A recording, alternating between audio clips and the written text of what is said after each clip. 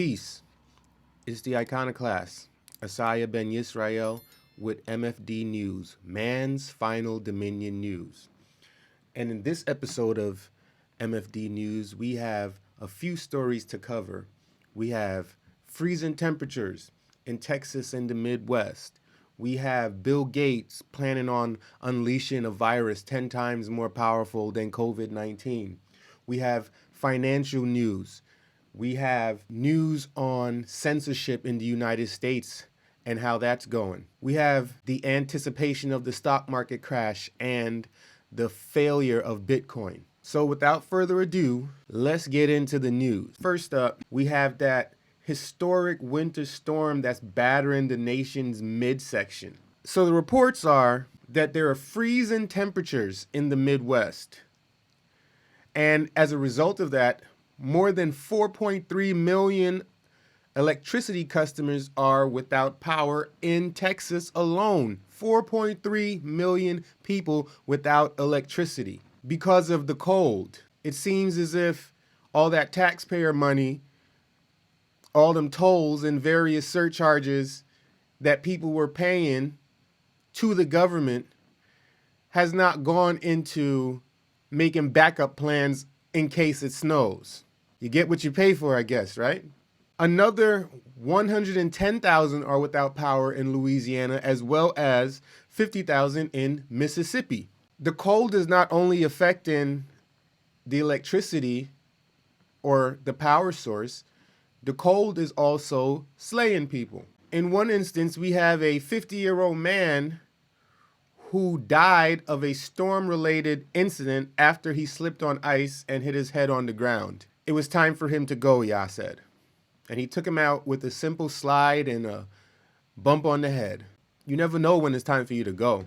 Now, with the power outages, they alleged rolling blackouts were supposed to trigger temporary suspension of power for less than an hour for residents. So they say that in their plans that rolling blackouts was a part of it and people were supposed to be without power for less than an hour. However, they're saying because of the brutal cold, there has been a, quote, statewide power generation shortfall emergency. Really? Y'all planned for rolling blackouts, but somehow missed the part where it would be cold enough to cause 4.3 million people to be without electricity. That was a good job of planning, guys. 2 thumbs up on that one. Now, they're urging residents to conserve energy. Now, listen to the ways that they're urging residents to conserve energy. Now, this is coming from the Electric Reliability Council of Texas, ERCOT. They're encouraging people to conserve energy, and this is how you should do it. You should close your blinds. Close your blinds, okay, to conserve energy. So when it's dark inside and you don't have any light and you have the urge to turn on the electricity, close your blinds. Unplug appliances and hold off on doing laundry to minimize energy usage. And while you're at it, also forget to wash your dirty behind to conserve energy. These are the geniuses. This is their advice when 4.3 million people are without electricity. When they planned for it, allegedly. Come on now, this is nonsense. At 9:30 a.m., residents were told to prepare to be without power for at least the rest of the day. Prepare to be without power for at least the rest of the day in freezing temperatures. You can't go out on the roads because it's ice. There was a mass casualty event that over 130 vehicles crashed and 6, 7, 8 people perished. So you can't really like turn your car on and leave the heat on because you're going to run out of gas. And then you can't go get no gas. So you're just supposed to stay in the freezing temperatures. As a result of the freezing temperatures and the little bit of snow that fell that paralyzed this great state of Texas, grocery stores and air travel shut down as well as schools. And they're saying that the worst lies ahead. Quote, things will likely get worse before they get better, said Harris County Judge Lena Hidalgo. the top elected official in the county of nearly 5 million people around Houston. So things are going to get worse before they get better. Dark winter.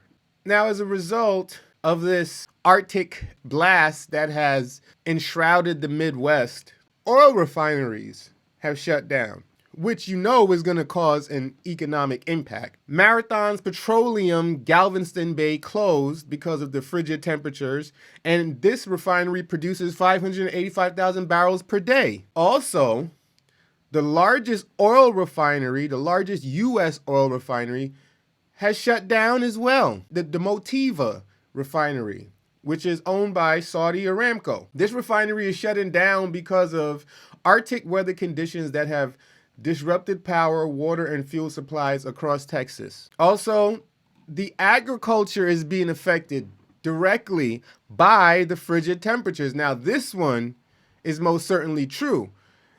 This says the economic toll on agriculture could be staggering. Meteorologists in the insurance industry expecting this event, which should go through the end of the week, to end with $1 billion cost for Texas. $1 billion is probably multi-billion dollars. But hey, they're just printing paper anyway, so what's the problem? Here you go, another headline. Biggest oil refineries in U.S. are going dark amid the cold. The largest refineries in North America were shutting down Monday because of Arctic. You hear how they keep using that term? Arctic conditions that have cut electricity, water, and fuel supplies across Texas. More than 3 million barrels of daily oil processing capacity has been idled in the wake of the record-setting cold, according to the consultant Energy Aspects. This is nothing more than the Edomites at work again. This is nothing more than them squeezing so that they can raise the price of oil. Now, this affects the pockets of truckers. It affects the pockets of enterprises and businesses that rely on deliveries and travel. It affects the pockets of the people who deliver and are self-employed. The rising cost in gas and in oil. This affects everyone per se. In this headline, you see oil hits pandemic high as winter storm pushes demand and poses production risk, right? Supply and demand, right? So the demand hasn't changed, but they're shutting down or temporarily halting the production, the supply. So then the prices will go up. This is basic economics 101. Now, in the economic news, it's no secret that inflation is on the way. All you have to do is go to the grocery store. Bank of America is hinting that Weimar 2.0 could be coming. That's runaway inflation, hyperinflation. Now it says here, it's no secret that Bank of America's chief investment officer has been warning that 2021, the year of the vaccine, is one where real inflation, as opposed to financial, will run amok. Sooner or later, and in his latest Flow show, he repeats his two main contentions about how events will play out in the coming months. Namely, the velocity of people will rise and the velocity of money will also rise. Inflation is on the way, if not here already. They used to say money doesn't grow on trees, but apparently it does. They're going to print to infinity and beyond. The United States dollar won't even be worth toilet paper. It won't even be used as toilet paper. Now, in other economic news, because of the pandemic, scamdemic, we have a vast amount of restaurants closing across the United States, which means that a vast amount of people are going to be unemployed.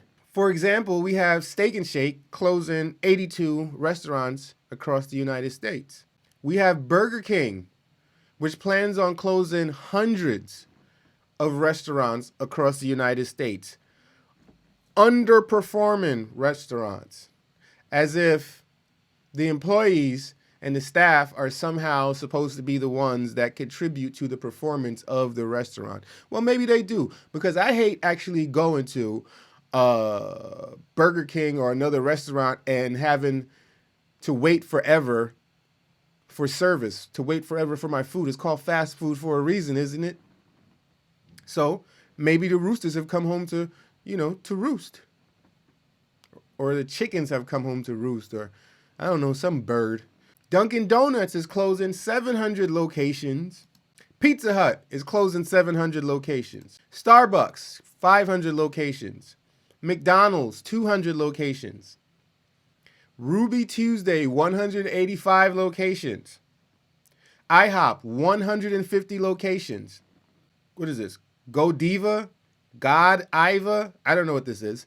128 locations. Soup Plantation.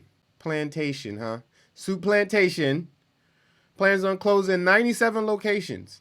Applebee's plans on closing 35 locations.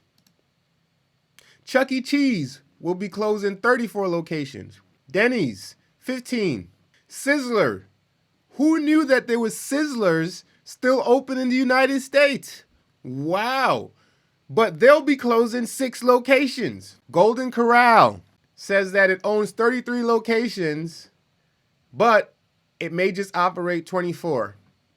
So they plan on closing 9. They're trying to be slick with their, with how they articulate themselves.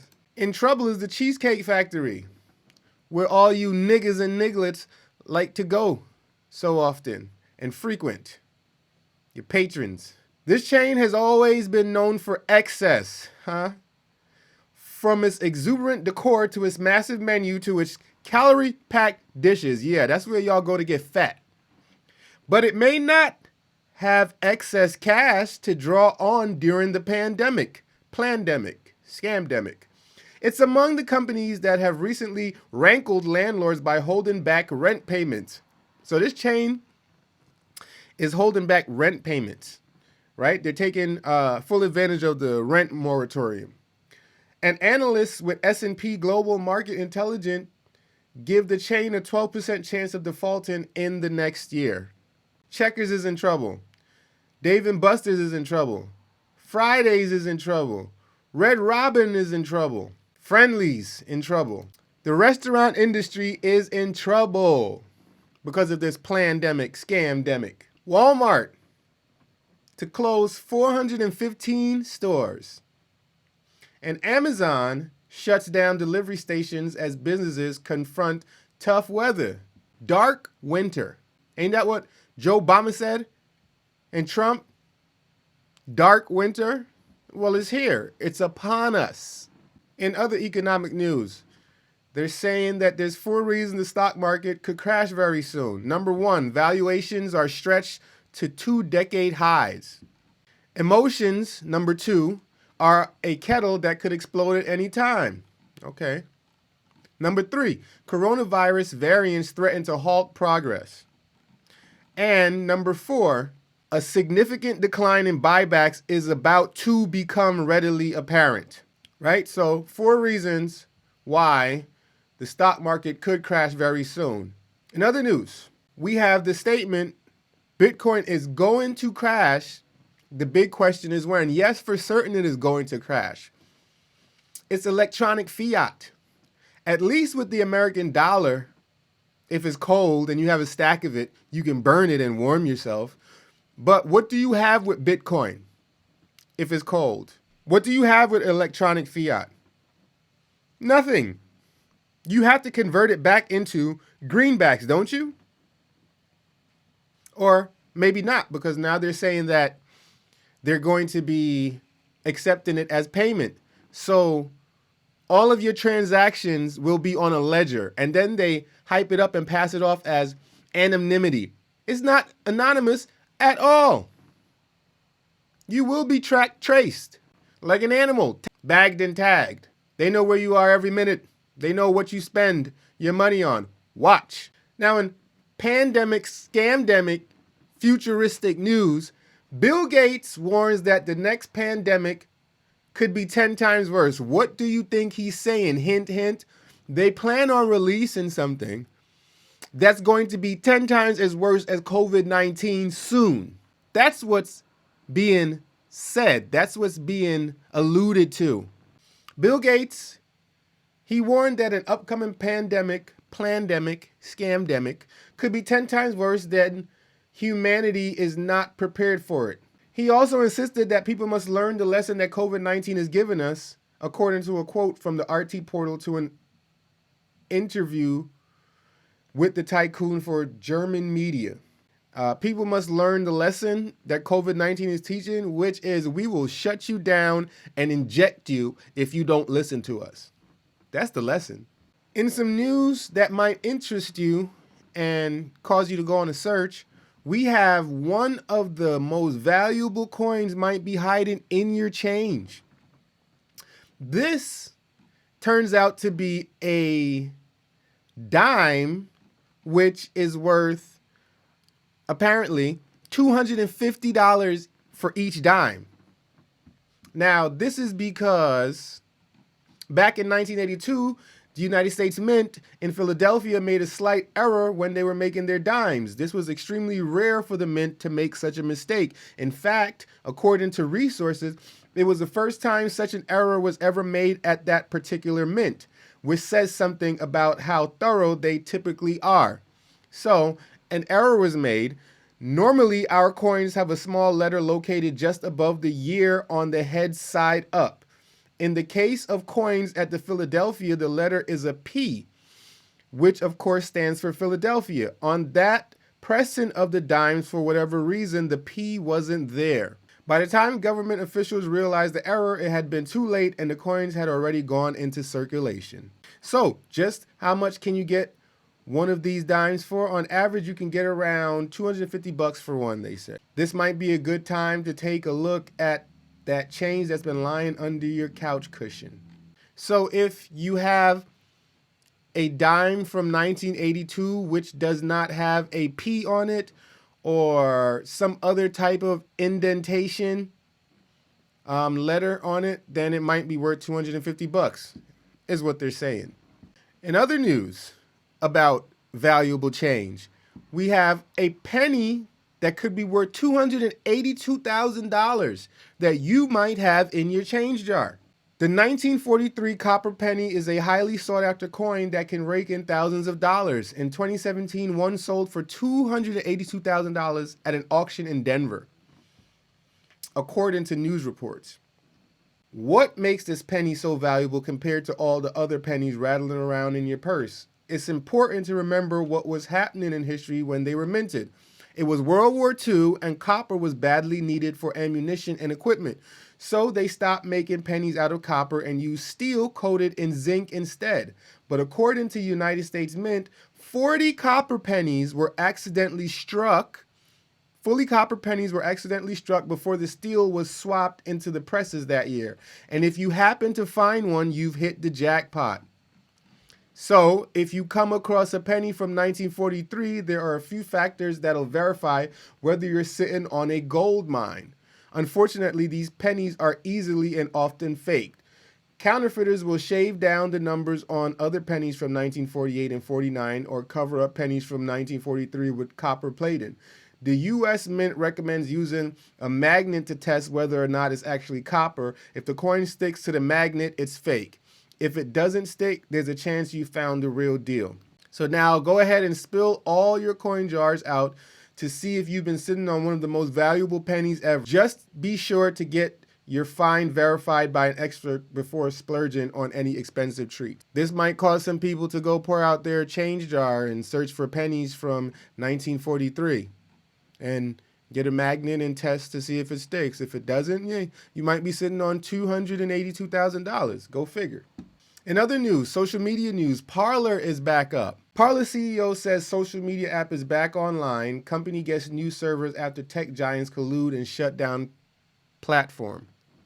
So Parler's back up. So Trump might be on there. He might have, this might be his next platform after Twitter has banned him for life. If you found this video to be informative and you would like to hear more, like, comment, subscribe, and share. This has been the Iconoclast, AsaYHWH Ben Yisrael with MFD News, Man's Final Dominion. Peace.